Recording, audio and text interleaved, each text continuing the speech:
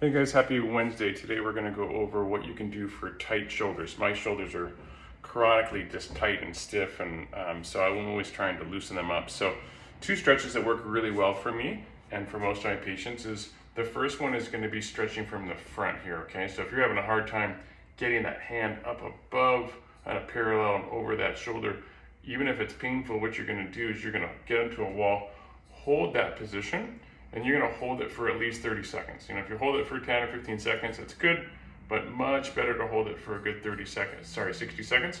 And then what you're going to do is just creep up that wall, just a couple inches at a time.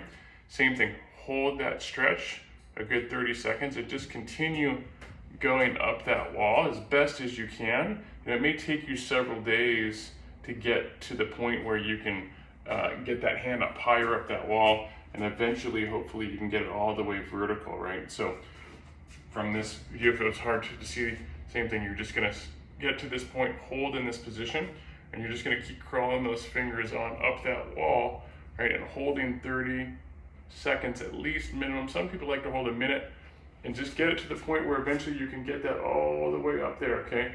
If you have one shoulder that's tight and the other one isn't, I'd still recommend you do both, not just the one. You don't want to create any imbalances. And then the other stretch you can do as well is if you're having a tough time raising your arm up laterally, right, this way, and it's hard to go up much past there, and when you start doing that, your whole body starts to tilt rather than just shoulder.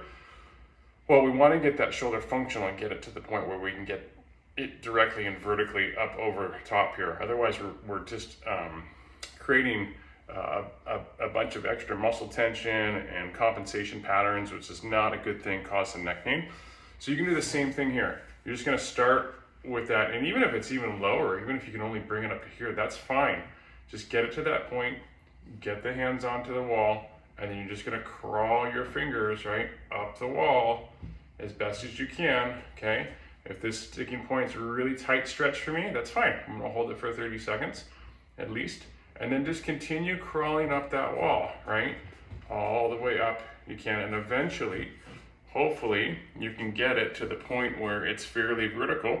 You get a nice good stretch on the shoulder capsule and through the lat as well, and that'll take a lot of pressure off.